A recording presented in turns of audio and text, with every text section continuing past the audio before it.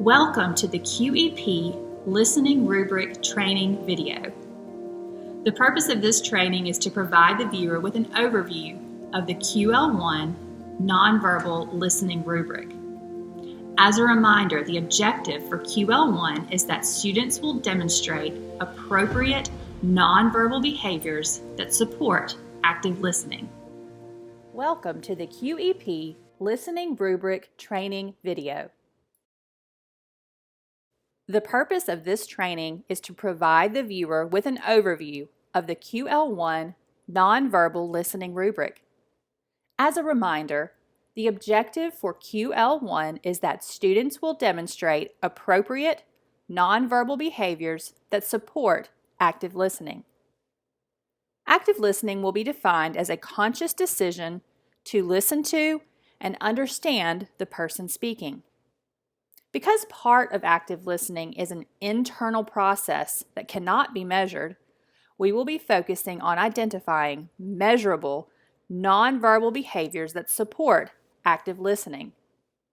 Research suggests that there are 5 nonverbal behaviors commonly associated with listening, and they are eye contact, facial expressions, gestures and body movement, posture, and the ability to mitigate distractions.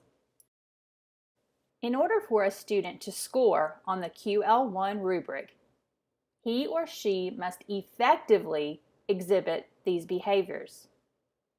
Let's discuss what we consider to be effective in terms of the 5 nonverbal behaviors previously mentioned. Eye contact. Eye contact is one of the most important nonverbal behaviors commonly associated with active listening. Even though it is possible to listen to someone you're not physically looking at, research suggests that listening is more likely to occur when the listener is actually looking at the speaker. In order for listeners to exhibit effective eye contact, they should focus on the speaker throughout the majority of the presentation. They should not shift their gaze to their desks or distractions around the room. While they may look at another group of people during a question and answer session, for the majority of the presentation, their focus should be on whoever has the floor at a given time. Facial expressions. The face is considered to be the single most important source of information about which emotion someone may be expressing, and is capable of producing over 250,000 different expressions. However, even the most enthusiastic of speakers tends to decrease their quality of facial expressions when they themselves become the listener, by either squinting their eyes or furrowing their brow or turning down the corners of their mouths. While this behavior is normal, it tends to suggest to the speaker that the listener either doesn't understand or doesn't agree with what the speaker is saying. For listeners to exhibit effective facial expressions, they should have a pleasant look on their face. It should not be in the form of a scowl or a frown. Instead, it should be in what McGowan and Bowman refer to as a best friend face. This is a curious expression that you may have if you're listening to your best friend tell a great story. Look for listeners to have a closed mouth, a quarter smile, and a relaxed face. Gestures and body movement. How many times have we heard the phrase, actions speak louder than words? This is because what we say with our hands and our body is more powerful than what we say with our mouths. While gestures and body movement do not constitute a language, the person viewing these gestures is likely to attribute meaning to them. A slight nod can affirm that the listener is paying attention to and understands the message being delivered. Feet and hands that are still suggest that effort is being made to pay attention to and understand the speaker. For listeners to exhibit effective gestures and body movement, they will slightly nod their heads throughout the listening process to indicate agreement or understanding. These listeners will also keep their hands and feet still, avoiding fidgeting while the speaker is presenting. Posture.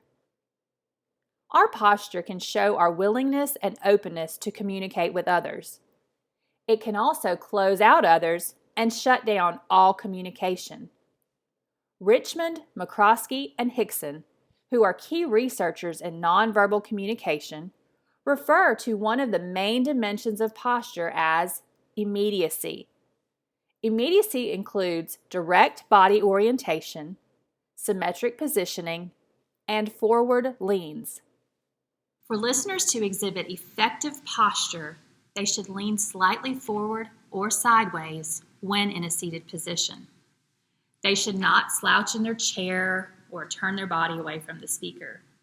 Instead, they should aim to angle their body toward whoever has the floor at a given time. Mitigates distractions. External and internal noises are all around us and do not necessarily have to be audible to be considered a noise. This can refer to anything that diverts the listener's attention away from the speaker. While all noise cannot be eliminated, effective listeners do what they can to ignore distractions that can interfere with active listening. For listeners to exhibit effective mitigation of distractions, they should attempt to make the speaker their main focus. They should not be looking at their phones, playing with their hair, doodling on paper, looking at a clock or watch, playing with personal belongings, or focusing on anything other than the speaker. The listener should resist any distractions that cross their path so they can focus on the speaker's message. This concludes the QEP Listening Rubric Training video. Thank you for watching.